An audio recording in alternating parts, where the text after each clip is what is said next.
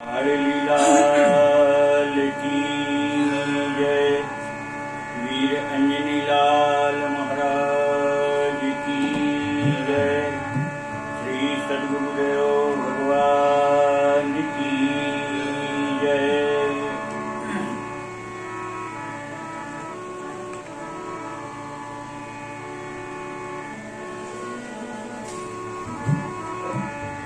श्री राम जय राम जय जय राम।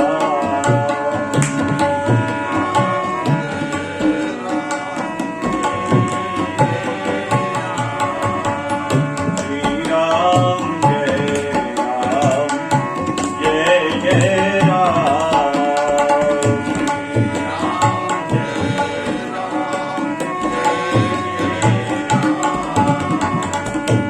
श्री राम जय राम जय जय राम।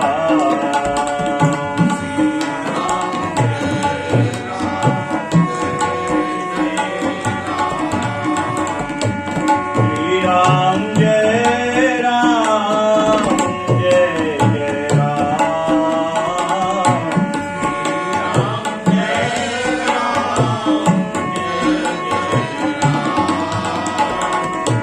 श्री राम जय राम जय जय राम।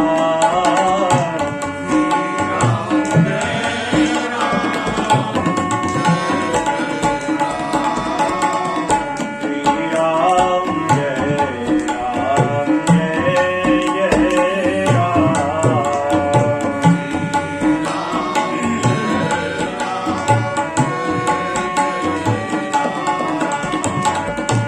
श्री राम जय राम जय जय राम।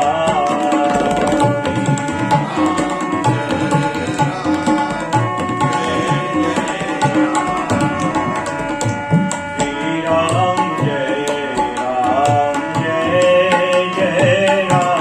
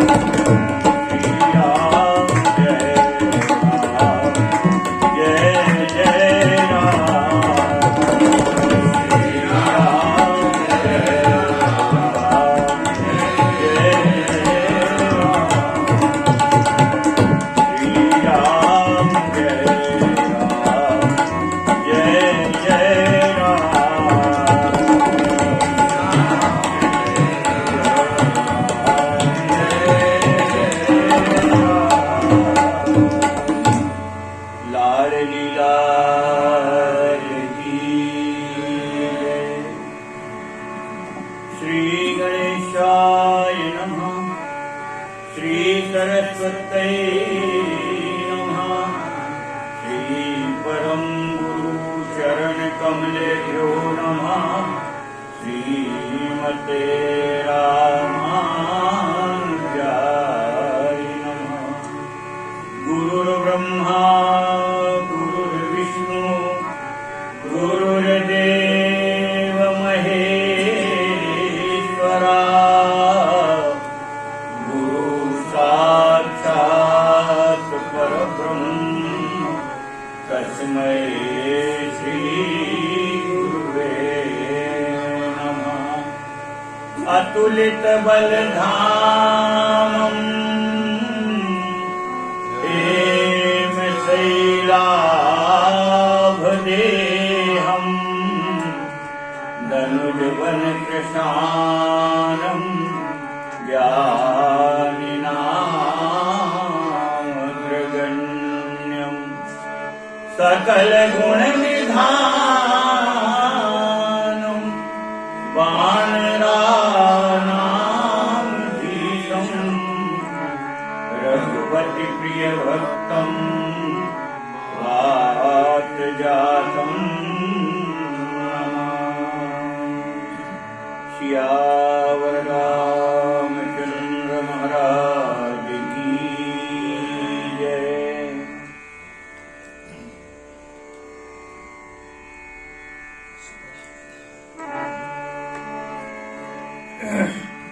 चित्ते शोभा के नीचे चौथी चौपाई। रघुपति भगति करी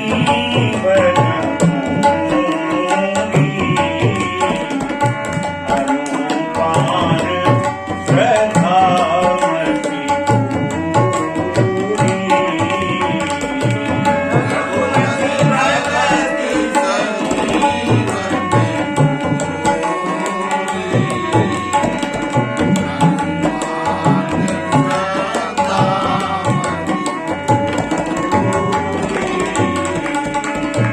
एहि विधि भलहि को रोग न काही। नाहि तजतन को भी नहीं जानी।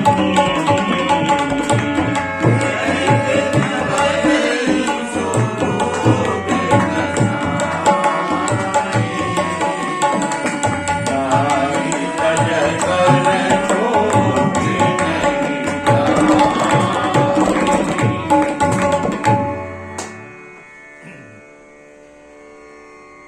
पूर्व कथा के प्रसंग में श्रवण कर रहे थे अपन।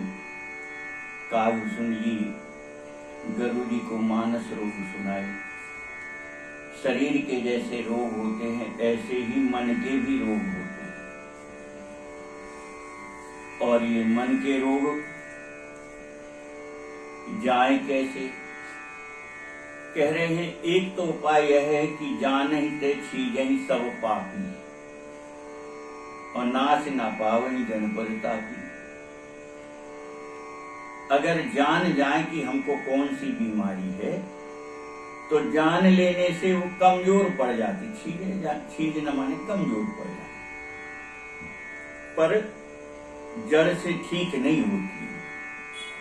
कमजोर तो पड़ जाएगी बीमारी, पर जड़ से ठीक नहीं होती। जैसे अब आजकल तो सबसे अधिक लोगों में डायबिटीज सबसे बड़ी बीमारी है।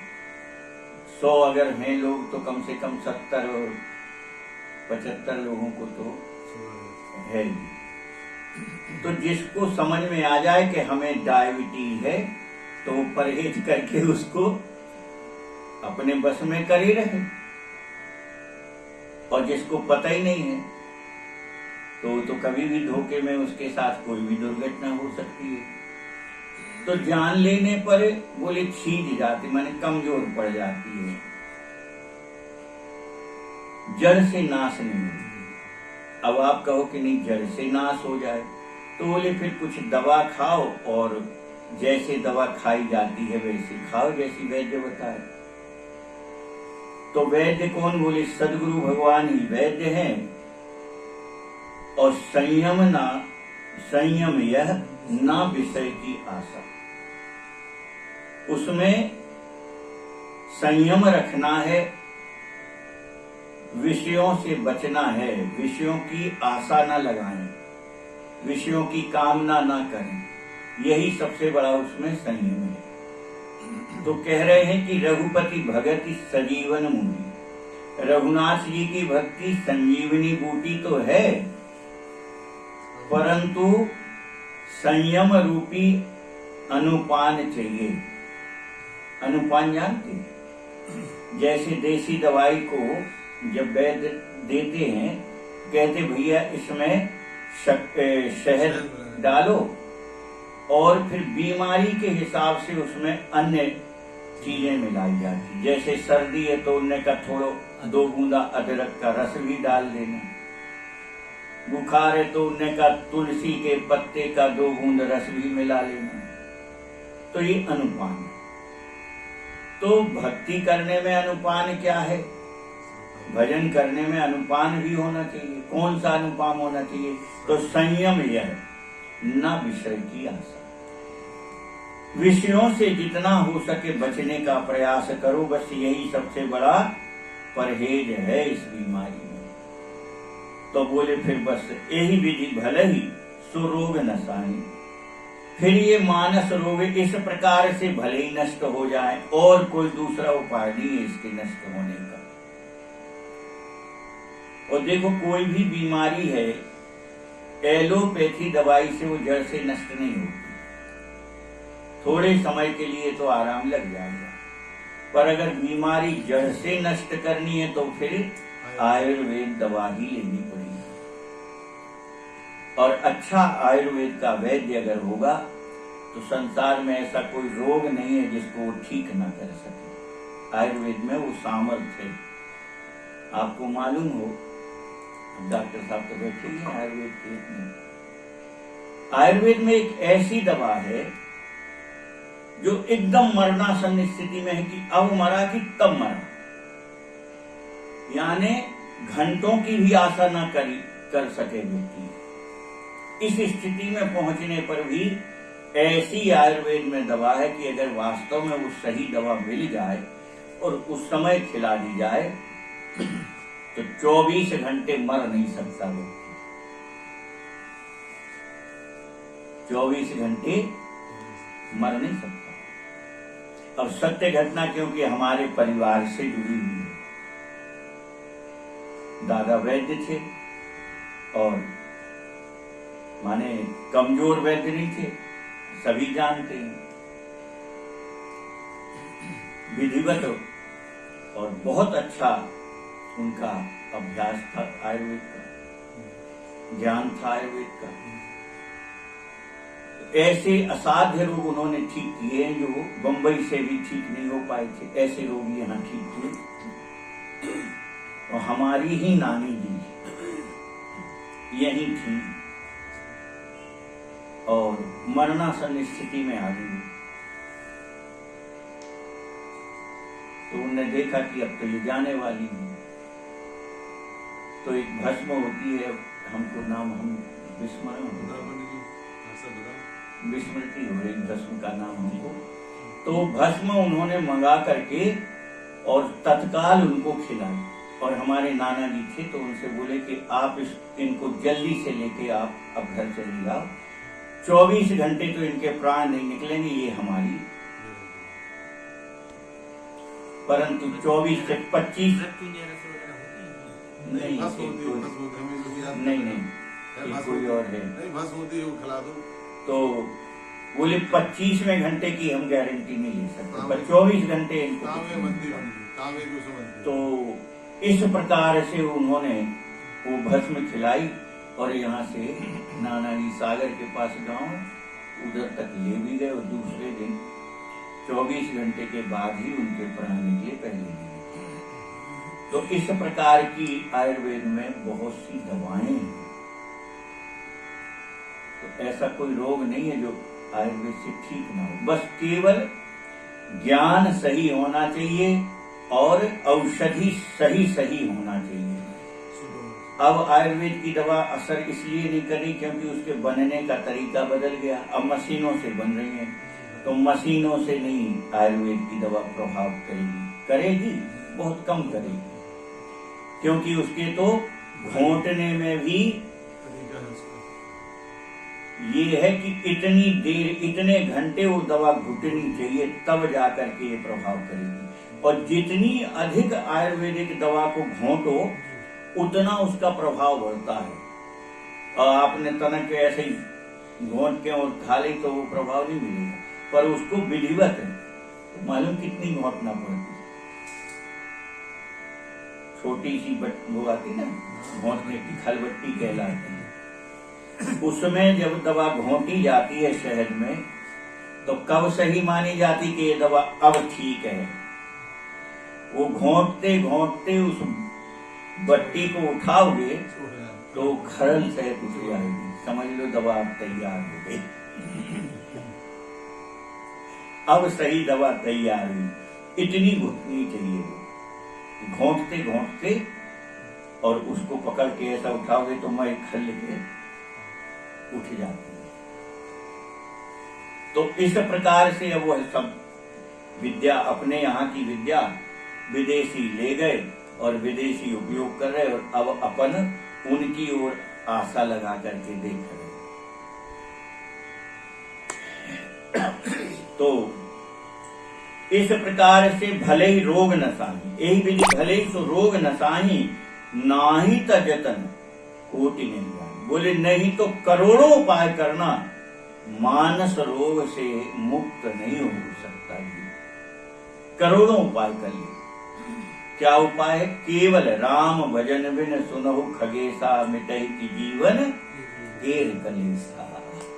बिना राम जी के भजन के ये संसार के कष्ट, संसार के बंधन नहीं छूट सकते। तो कह रहे हैं कि अब अगर ऐसी औषधि मिल गई संजीवनी बूटी राम भक्ति की, तो कैसे जाने कि हमारा रोग ठीक हो गया? मानस रोग है ना, तो कैसे जानोगे रोग ठीक हो गया? तो गोस्वामी महाराज जी कह रहे जान ही तब मन विरुजे कुताई,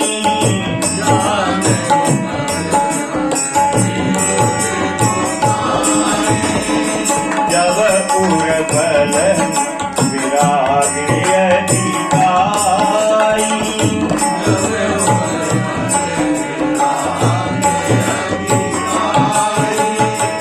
कुमति कुधा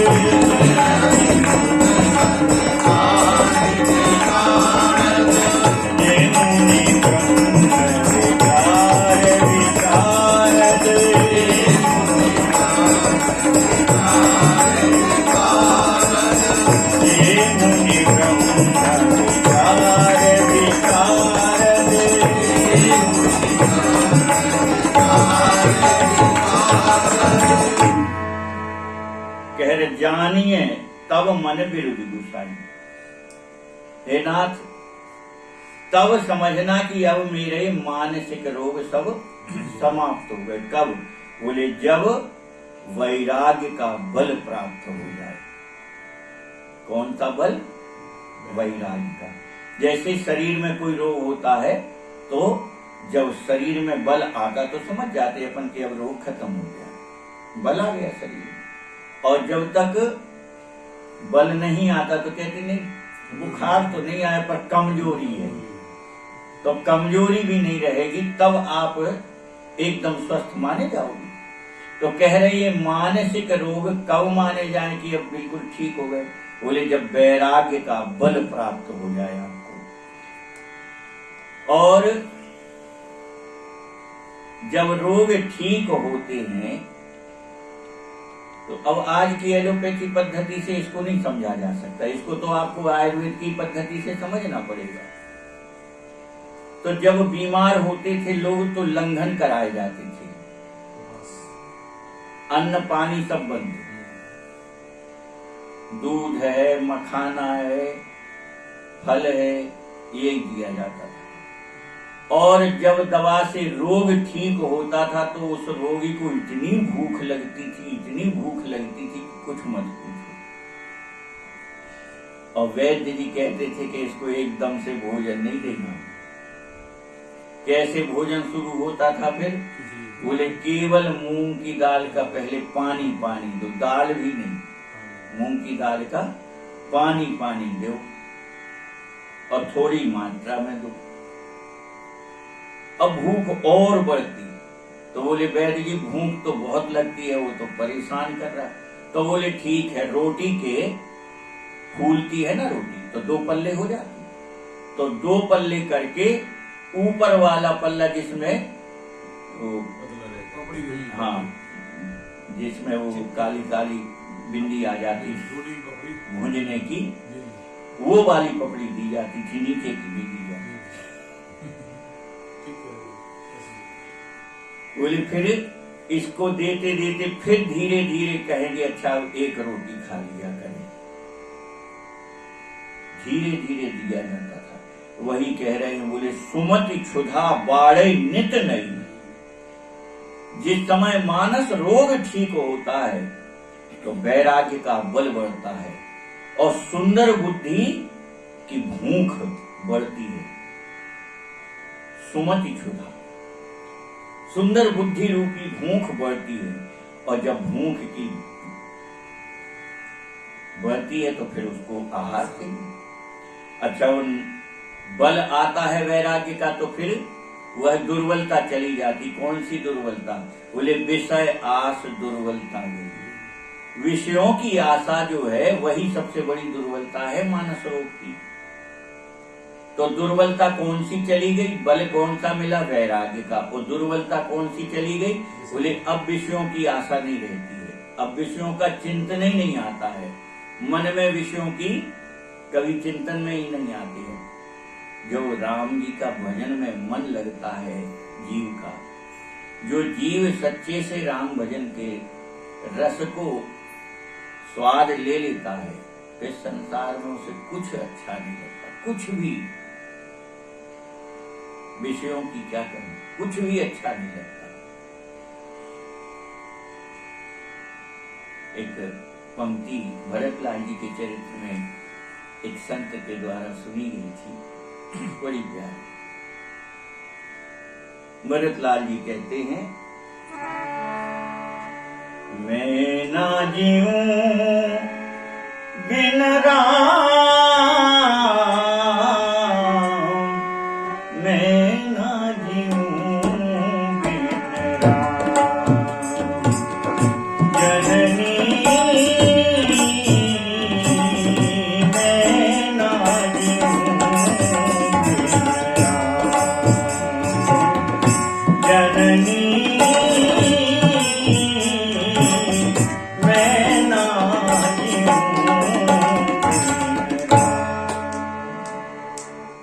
फिर राम जी को छोड़ के संसार का कुछ भी अच्छा नहीं लगता। घर परिवार नाते रिश्ते कुछ अच्छा नहीं, केवल एक राम जी अच्छी लगता है, भगवान ही अच्छा लगता है फिर भक्त को। तो कह रहे हैं कि विषयों की आशा जो है वो नष्ट हो जाती है, वैराग्य का बल बढ़ता है और सुंदर बुद्धि की भूख लगती है। तो सुंदर बुद्धि की जब भूख बढ़ती है तो विमल ज्ञान जल जब सुनहाय। और फिर उसके बाद फिर वैद्य जी कहते कि ठीक है, अब एक गर्म पानी से स्नान करेंगे। हल्के गर्म पानी से, कई दिन स्नान नहीं करने देती थी बीमारी में, तो बोले अब रोग ठीक हो गया, अब स्नान कर लो। तो काय का स्नान करना है? बोले विमल ज्ञान जल जब सुनहाय। सुंदर पवित्र ज्ञान रूपी जल से जब यह मन स्नान करता है और तब एकदम मन प्रसन्न हो जाता है। तब रह राम भगति उर छाई। तब उस भक्त के हृदय में केवल राम प्रेम ही भरा रह जाता, फिर भीतर और कुछ बचते ही नहीं। राम भगति उर छाई, भक्ति यानी प्रेम, प्रेम यानी भक्ति। तो सारा हृदय भरत लाल जी के जैसे प्रेम से भर जाएगा, जैसे भरत लाल जी का हृदय राम प्रेम से सराबोर रहता है, भीतर और कुछ नहीं है।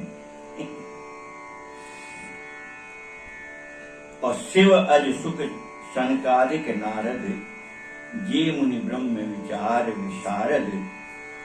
भगवान शंकर जी, भगवान ब्रह्मा जी,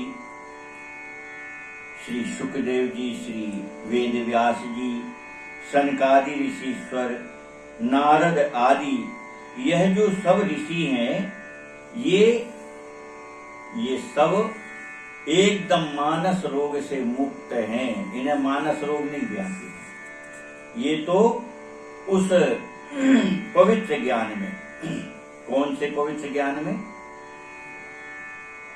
ठाकुर जी स्वामी हमसे यही पवित्र ज्ञान है। इसके बिना इस जीव का निस्तार नहीं है। सेवक सेव्य भाव बिन भव न तरिय उर्गारी। फिर इस जीव को अपना आत्मबोध हो जाता, क्या हम उनके दास, वो हमारे स्वामी। तो कह रहे हैं ये सब जो भगवान शंकर ब्रह्मा से लेकर के सनकादि नारद आदि ऋषि जो हैं, ये सब एक मत होकर के कह रहे हैं। क्या कहते हैं एक मत होकर के? सब कर मत अगनायक के हार,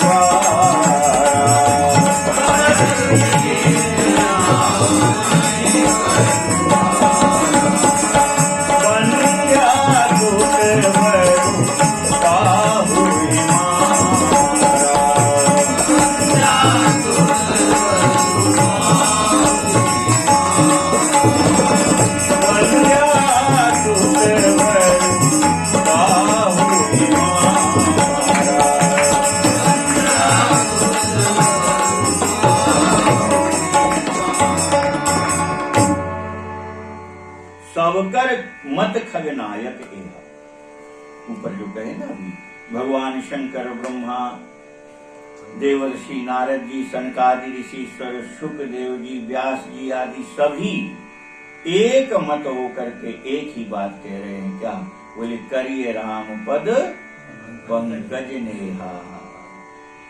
सबका एक ही मत है कि राम जी के चरणों में प्रेम करिए।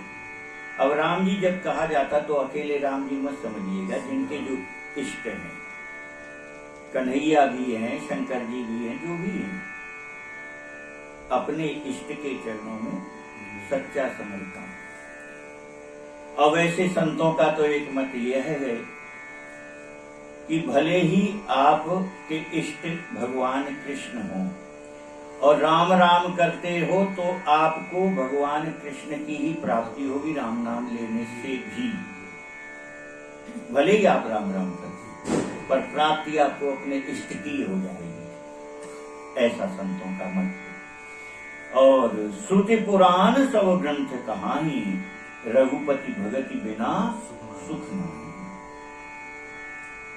वेद पुराण शास्त्र सब कह रहे हैं बिना रघुनाथ जी के भजन के सुख संसार में मिल ही नहीं सकता, हो ही नहीं सकता सुख। सुख तो भगवान के भजन से ही मिलेगा। कह रहे लाख उपाय कर लो, संसार के सिद्धांत बदल जाएं, पर ये सिद्धांत नहीं बदलेगा। क्या संसार में अगर सुख चाहते हो तो राम भजन करने पड़ेगा, ये नहीं बदलेगा सब। और संसार के नियम बदल जाएं, कैसे? तो कह रहे कमट पीठ जाम ही बलुबारा, कछुआ की पीठ पर रोमावली भले ही उत्पन्न हो जाए। कच्छप की पीठ पर रोम नहीं होता, पर गोस्वामी जी महाराज कह रहे कि एक बार कच्छप की पीठ पर रोमावली हो जाए, ये हो सकता है। और कह रहे बंध्या सुत पर काहू ही मारा। अब बताओ जो बांझ है उसकी बेटा ही नहीं है तो उसके बेटा को कोई मार सकता? अरे जब है ही नहीं तो क्या मारे? पर गोस्वामी जी कह रहे नहीं नहीं, एक बार बंध्या के पुत्र को कोई मार डाले ये हो सकता है। एक बार बंध्या के पुत्र को कोई मार डाले ये हो सकता है। अब फूल ही नभ बरु बहुविधि फूला। कह रहे एक बार आकाश में फूल लग जाएं ये भी हो सकता है, परंतु क्या नहीं हो सकता? बोले जीव न लह सुख हरि प्रतिकूला। पर ये जीव भगवान से विमुख होकर के सुख नहीं ले सकता, नहीं ले सकता, नहीं ले सकता। इसको अगर सुख की प्राप्ति होगी तो राम जी के भजन में, और सुखी हो ही नहीं सकता। गोस्वामी महाराज लिख रहे हैं रसा जाए बरु मृग जल पाना,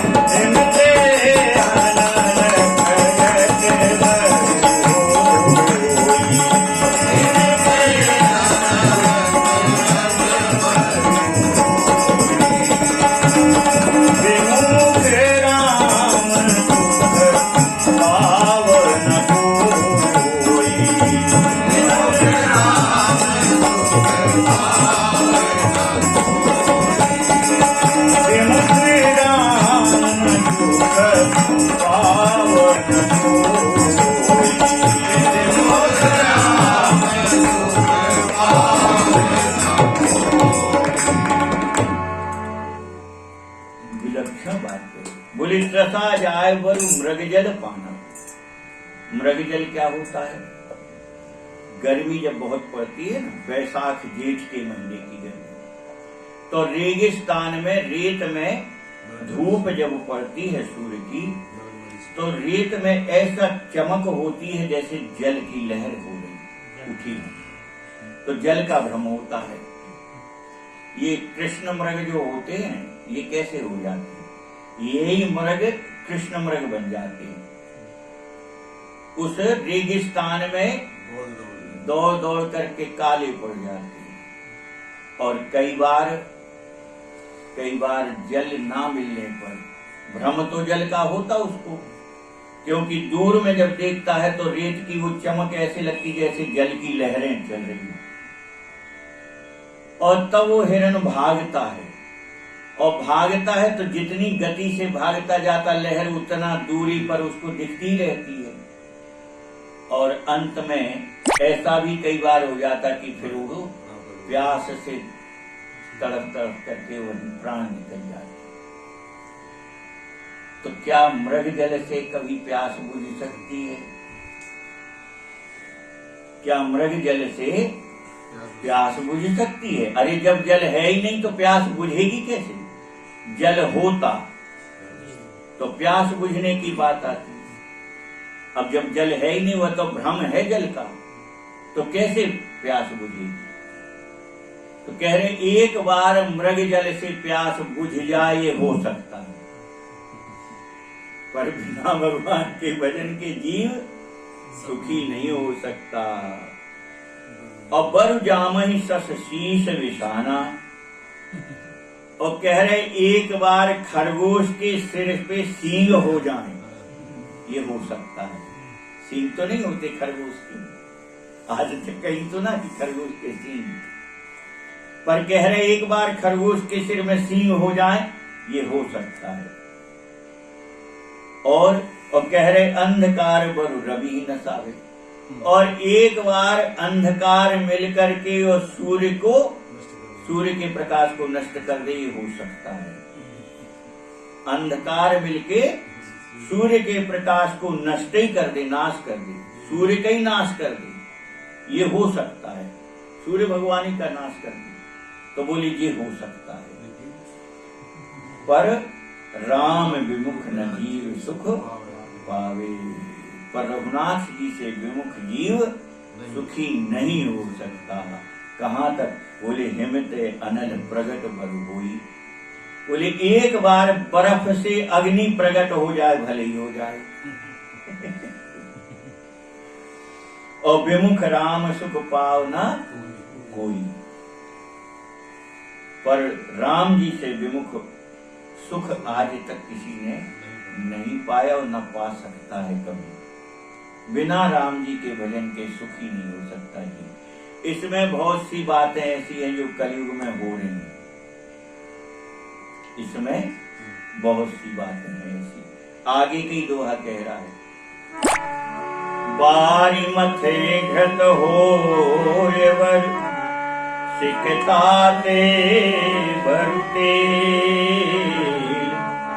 बिन हरि भजन न भवतरिये यह सिद्धांत अपे, लाडली लाल की जय। अब दोहा कह रहा है बारी मथे घृत होए बर, बोले पानी को मथने से एक बार घी निकल आए भले ही निकल आए। बताओ घी दही मंथन से होता कि पानी के मंथन? तो बोले एक बार पानी को मथने में और घी मिल जाए तो भले ही मिल जाए। और सिकतात है बरु तेल, और बोले एक बार रेत से तेल निकल जाए वो भी हो जाए, कोई बड़ी बात नहीं। पर बिन हरि भजन न भवतरि, यह सिद्धांत अपेल यानी जो कभी टल नहीं सकता, बदला नहीं जा सकता। दृढ़ सिद्धांत है, अचल सिद्धांत है, इसको कभी परिवर्तित नहीं हो सकता। क्या बोले बिना भगवान के भजन के इस भव सागर से जीव मुक्त नहीं हो सकता, भजन तो करने पड़ेगा। अब इसमें बहुत कुछ कलयुग में प्रकट आ गया है ना, यहीं से चले पर रेत में से तेल निकलने लगा कि नहीं निकलने लगा? बताओ अब, है ना? रेत में से निकलने लगा तेल, मिट्टी का तेल हो चाहे पेट्रोल हो, ये सब कहां से निकल रहा? रेत से निकल रहा। पानी से घी बन रहा कि नहीं बन रहा? बताओ, अपने शहर में बहुत सी दुकानें हैं जिनके न एक गैया है न एक भैंस है, न 1 लीटर दूध लेत कब देखत अपन। 1 लीटर दूध लेत देखत हो सो वो भी नहीं आ, और 50 किलो दही बेचते हैं। काय से बन जाता भैया? दूध तो आता नहीं, बन रहा ना। अब वह जो बिना दूध के दही बन रहा है उसको भी मतोगे तो उसमें भी घी निकलता, बोले उसमें भी घी निकल रहा है ना। आश्चर्य कलयुग का कि नहीं? ऐसे नहीं लिख गए गोस्वामी महाराज। 500 साल पहले लिखा, पर आज कलयुग में ही प्रकट दिखाई देने लगी बहुत सी चीजें। ऊपर भी अब क्रमशः बहुत सी चीजें ऐसी हैं जो कलयुग में प्रकट में दिखाई दे रही। हिमते अनल प्रकट, बर्फ से कभी आग कभी प्रकट होते देखिए। जब पाला पड़ता है तो सवेरे वो फसल देखो कैसी लगती, जैसे जल गई। कमल के पत्ते कैसे लगते, जैसे आग में जले। अरे भाई, बर्फ की आग से जलते तो कछु और रंग के हो जाते, सफेद हो जाते, लाल पीले हो जाते। नहीं, पत्ता वैसे ही हो जाता है जैसे आग में झुलसता है। तो बर्फ से भी आग पैदा हुई कि नहीं है? और बंध्या सुत बर काहू ही मारा, ये भी प्रकट है कलयुग में, नहीं? बंध्या के बेटे हैं कि नहीं है? आप सब तो टीवी भी देख रहे हो, समाचार पत्र भी पढ़ रहे हो, विज्ञान जान रहे हो। बोले उसके संतान नहीं होती, बोले कोई बात नहीं। फिर बोले उसके अंडाणु ले लो, जिसको संतान नहीं होते उसके अंडाणु ले लो, पति से शुक्राणु ले लो, और एक दूसरी औरत के गर्भ में डाल दो, उससे संतान हो गई। पर वो संतान किसकी कहलाएगी? किसकी कहलाएगी? आप बंध्या की संतान कहलाएगी। ऐसे नहीं लिखा था गोस्वामी ने। बोले एक बार जो नहीं होता है वो हो जाए सो हो जाए, और होने लगा कलयुग में। परंतु बिना राम जी के भजन के आज तक किसी को सुखी देखा हो तो बताओ।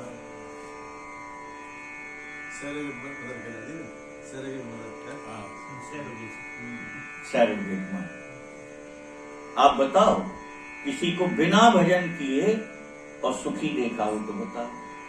और भजन करने वाला बोले चारों जगह चारों दिशा जगीरी में, मन लागो मेरो यार फकीरी।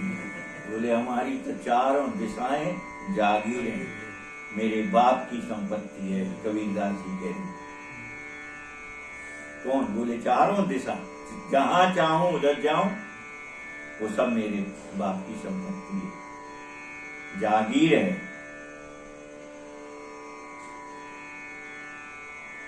इसलिए गोस्वामी महाराज कह रहे, बिना भजन के कोई इस भव सागर में सुखी हो ही नहीं सकता।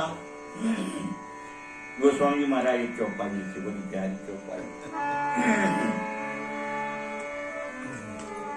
सुखी मीन जिमिनी अगाधा, जिमि हरि शरण ना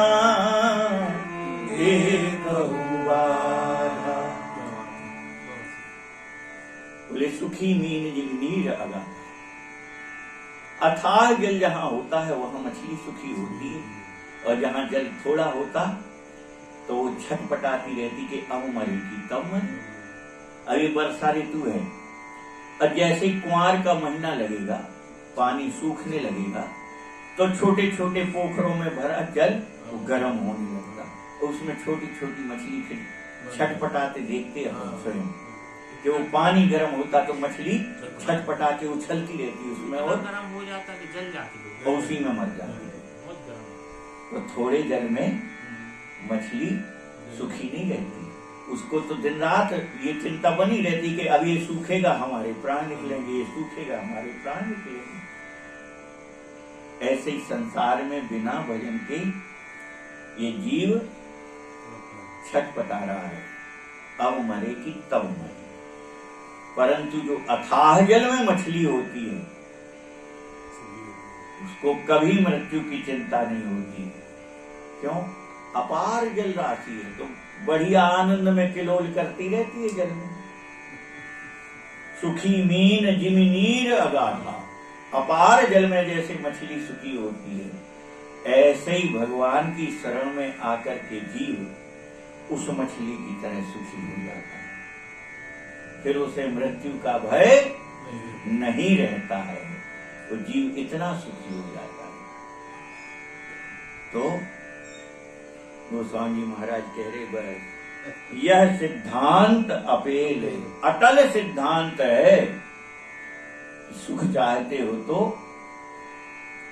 भगवान की शरण में आ जाओ।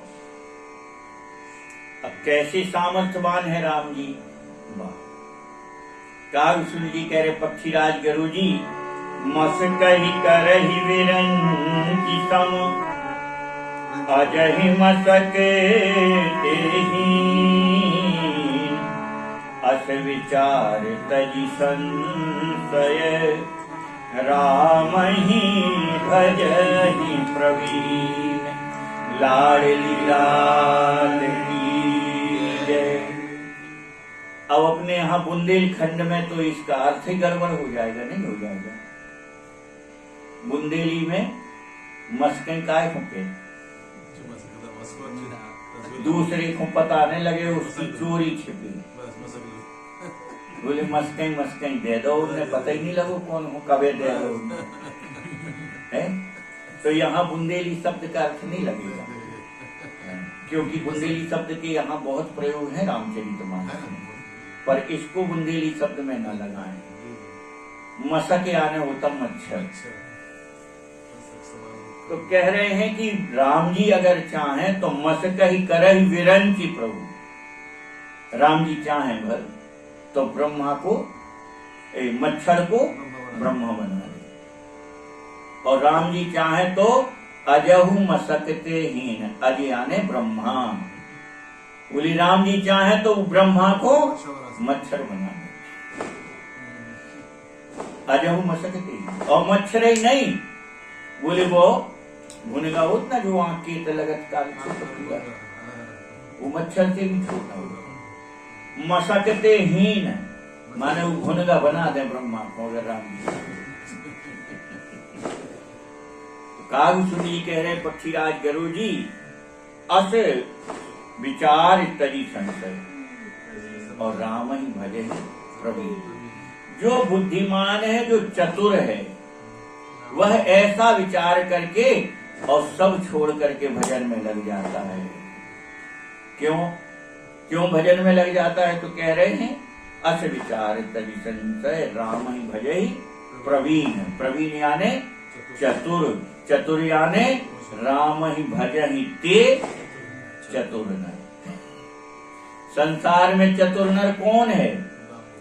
बम बनावे वालों नहीं है, हेलीकॉप्टर प्लेन और दुनिया भर के ये ग्रह छोड़ते हैं, ये बनाने वाला नहीं है चतुर। चतुर कौन है?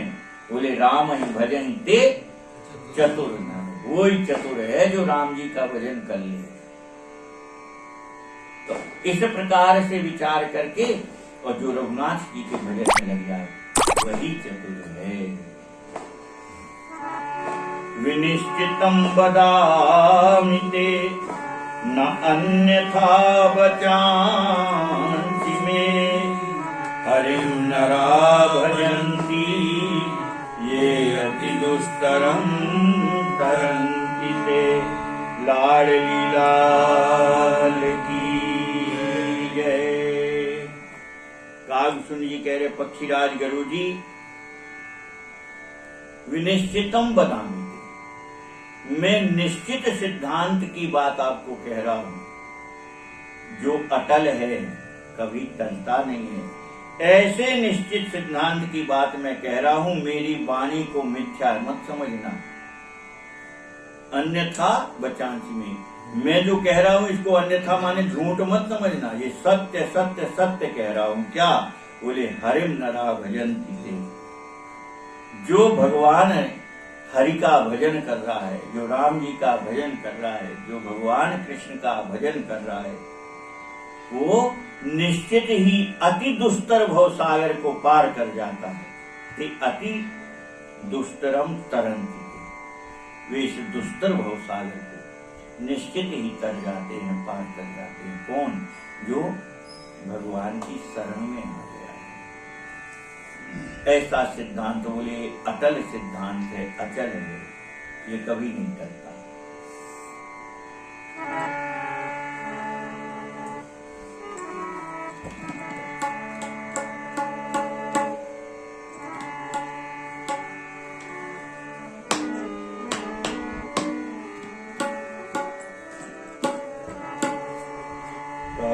नाथ हरि चरित्र अनूठा, नाथ हरि चरित्र अनूठा, व्यास समास समति अनुरूपा, व्यास समास समति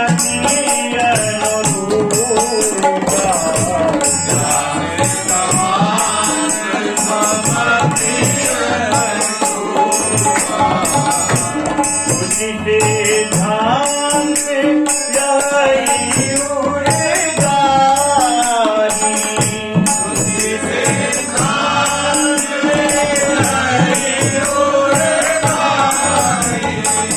राम ही भजिए, राम भजिए सब काज विसारी, राम भजिए सब काज विसारी, रघुपति दरि देहिए सारी, रघुपति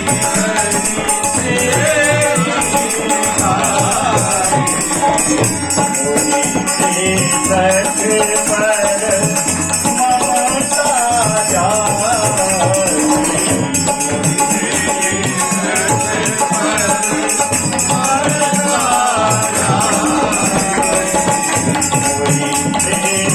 सख पर ममता जाई,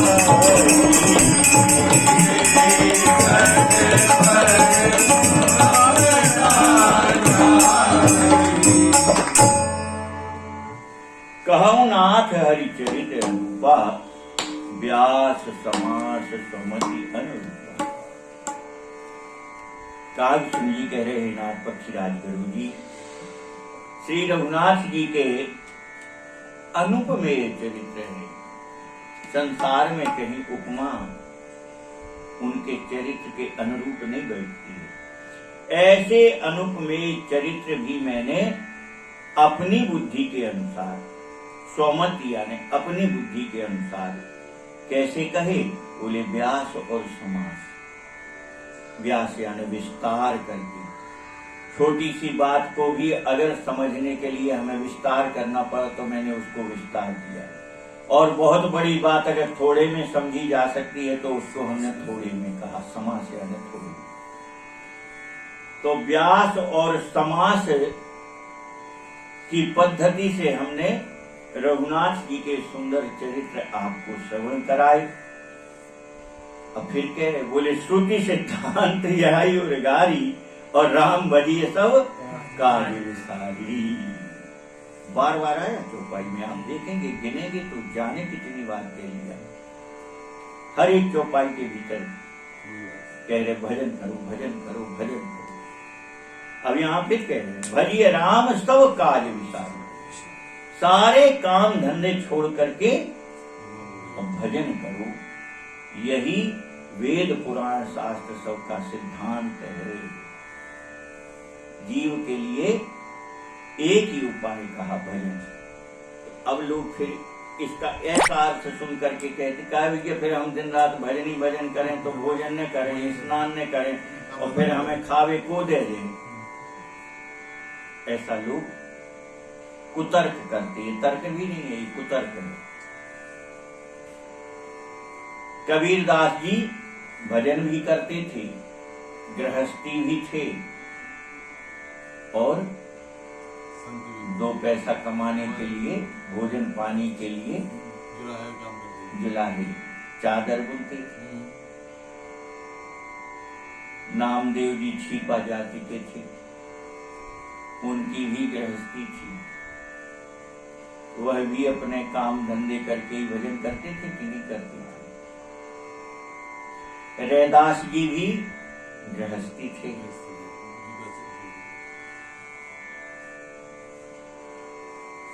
पनैया बनाते, परंतु उनकी भी गृहस्थी थी।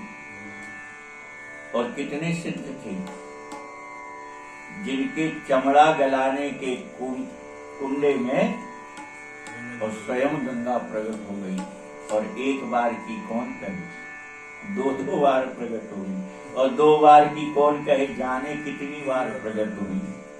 उनकी कथाओं में कई घटनाएं हैं। एक तो वो राजा की घटना है, एक राजा दर्शन के लिए पहुंचा रैदास जी के पास। तो अब ये तो प्रेम विभोर थे, अपने भजन में डूबे रहते थे, काम तो करते थे पर मन डूबा रहता था हरि भजन में।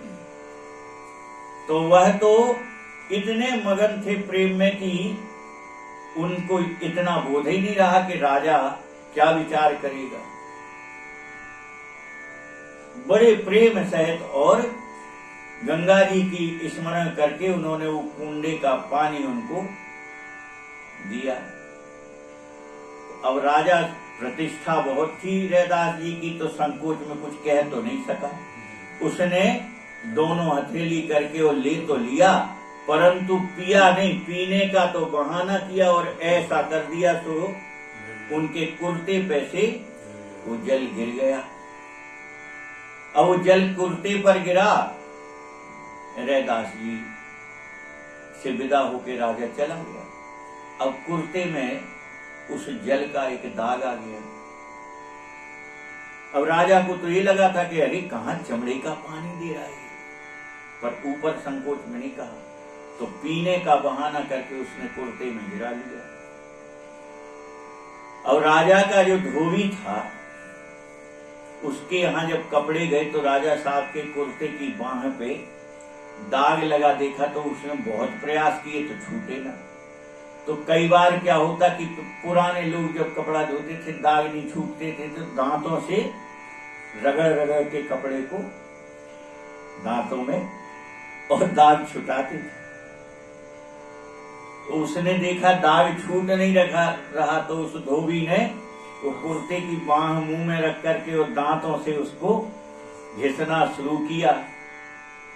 तो वो जो उसमें चरणामृत था ना, गंगा जल, उसके जिह्वा से स्पर्श होते ही उसको ब्रह्म ज्ञान हो गया। और ब्रह्म ज्ञान हुआ तो वो तो महाराज क्या कहें, राजा के दरबार में पहुंच के जब उसने ज्ञान बखान किया तो राजा को तो पसीना आ गया कि ये धोबी है और इतना विद्वान। तो पूछा ये सब तुम्हें कैसे हुआ? बोले महाराज हम क्या जाने, हम तो आपके कपड़े ले गए थे और उस कुर्ते में एक दाग लगा था, बस महाराज हमने वो दाग छुटाने के लिए जैसे ही मुंह में दे के कपड़े को और दाग छुटाने को रगड़ा, और महाराज जाने मुझे क्या हुआ, इतना ज्ञान हो गया है कि मुझे खुद समझ में नहीं आ रहा कि हो क्या गया। राजा ने वो कुर्ता मंगा करके देखा तो समझ गया कि वो वह चरणामृत का दाग पड़ा था। पर अब राजा बड़ा उदास हुआ, और जब उसको समझ में आया कि ये तो चरणामृत के प्रभाव से ब्रह्म ज्ञानी हो गया, तो राजा दौड़ा दौड़ा फिर पहुंचा रैदास जी के पास। बोले हुजूर अब थोड़ा सा चरणामृत दे दो। बोले अब तो चमड़े का पानी है राजन, वो तो उस समय था जब तुमने लिया नहीं। अब तो चमड़े का पानी है, अब क्या करूं। ऐसा होता है। तो जी संतों की जब आ जाए तो ब्रह्मा आ जाए। हाँ, तो बिना भजन के और किसी भी प्रकार से सुखी नहीं हो सकता जी। राम भजिए सब काज विसारी, तो काम तो करना है, काम नहीं छोड़ना है। अब पहले अपने ही देखते देखते अपने पूर्वज जो रहे वो भजन करते करते काम करते थे। और खास तौर से खेती किसानी का काम तो अपन ने सबने ही देखा कि किसान बढ़िया एक से एक भजन गाते जाते थे। हल चला रहे, बखर चला रहे, चाहे बीज बो रहे, चाहे कटाई कर रहे, कुछ ना कुछ भगवान के भजन को गा करके ही करते थे सब काम।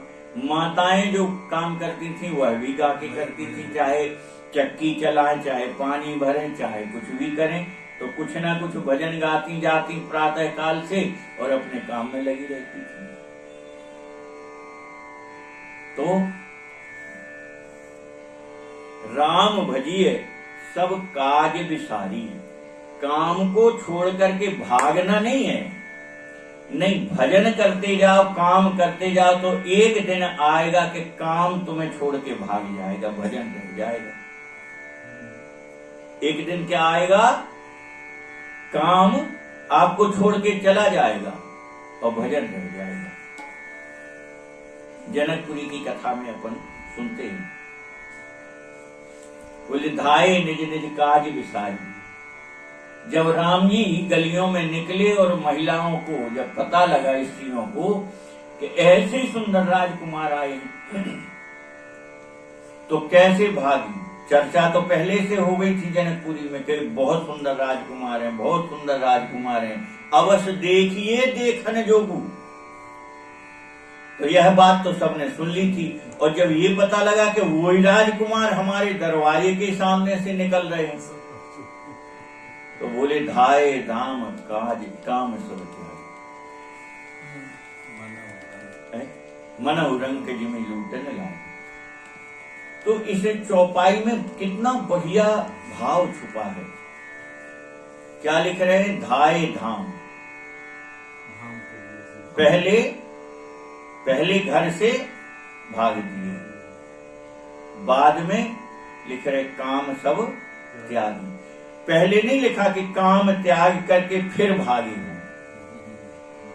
गोस्वामी जी महाराज ने चौपाई लिखी है कैसी, बोले पहले भागे बाद में काम छूटा। तात्पर्य क्या है इसका, ऐसे नहीं लिख दिए गोस्वामी जी महाराज के मात्राएं मिला उतरे हो कि अरे 16 मात्रा हो जाती तो ठीक है, इनमें तो मात्रा कम हो रही, मात्राएं नहीं मिलाते रहे। नहीं, उसमें रहस्य छुपी है। धाये धाम काम सब त्यागे, पहले दौड़िए, कहां, यही तो है। कितने ही काम हो, जैसे ही भजन का, सत्संग का, आपके ठाकुर जी की सेवा का समय हो, आप सब छोड़ करके पहले चल दीजिए। तो फिर क्या होगा, बोले धीरे धीरे काम अपने आप छूट जाएगा। प्रमाण दे रहे हैं, बोले माताएं जनकपुर की कोई रोटी बेल रही, कोई आटा गूंथ रही, कोई कढ़ाई में साग बना रही, और जैसे ही पता लगा तो दौड़ी। तो कैसे दौड़ी, बोले जो साग बना रही थी उसके हाथ में चमचा है और चम्मच ही लेके दौड़ गई। जिसके हाथ में बेलन था वो बेलन लेके दौड़ गई। जो आटा गूंथ रही थी वो ऐसे ही हाथ लेकर के दौड़ गई। और जब राम जी को देख लिया भरपूर, तब याद आया कि अरे हाथ में तो बेलन है, तो फिर उसने बेलन वहीं फेंक दिया और चित्त से राम जी को देखने लगी। जो आटा गूंथ करके आई थी उसने राम जी को देखा, थोड़ी देर में ध्यान आया, अरे हाथ तो आटे भरे है, तो उसने वहीं आटे को झड़ा दिया। जो चम्मच लेके भागी थी ना, वो दर्शन देख करके और फिर जब सावधानी, अरे चम्मच भी ले आई मैं, तो उसने चम्मच फेंक दी। तो पहले दौड़ लगानी पड़ेगी, तो काम अपने आप छूट जाएंगे। और पहले काम छोड़ने की सोचोगे तो आज तक एक बता दो, हमें बहुत मिले ऐसे जो न कहते अरे रिटायरमेंट के बाद करो जात भजन। अब 100% बात। एक आदमी बता दो जिसने पहले से भजन ना किया हो, रिटायर्ड होकर के फिर भजन में बैठता हो, एक आदमी ढूंढ लाना। और बैठेगा तो वो टाइम पास करेगा, उसको कुछ भजन से लेना देना नहीं। समय कहाँ बिताए, बोली जाके होते ही बैठो।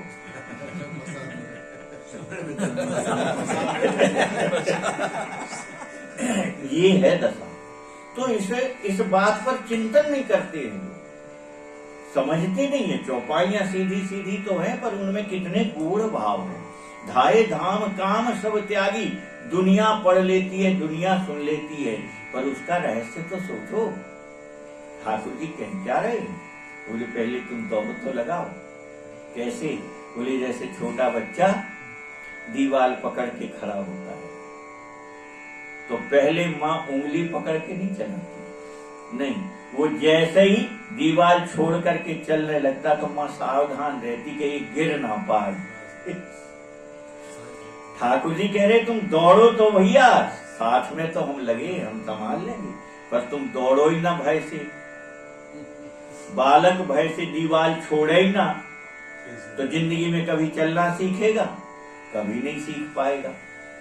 और बालक भय छोड़ करके, दीवार छोड़ करके चलना शुरू करे तो उसकी माँ कितनी सावधान रहती, बालक गिर ना जाए, उसको चोट लग जाए, और गिरने लगता तो बीच से ही पकड़ लेती। भैया ठाकुर जी अपनी माँ है, आप दौड़ तो लगाइए उसकी हो, वह तो तुम्हें बीच में ही उठा लेगी, गिरने थोड़ी देगी। जब संसार की एक माँ तुम्हें नहीं गिरने देती, तो जगत जननी जगदम्बा जानकी ही हो, चाहे राधा रानी हो, वो तुम्हें कैसे गिरने देंगी? तुम्हें विश्वास रखना चाहिए, जैसे उस बच्चे को भरोसा रहता मेरी माँ खड़ी है, मैं चोट नहीं लग सकती। तो भजिए राम सब काज विसारी, सारा काम धंधा छोड़ करके और भगवान का भजन करो। समय हो गया, इसलिए वाणी को ही विराम। आगे की चौपाई के अर्थ कल करेंगे अपन। लाली लाल की जय।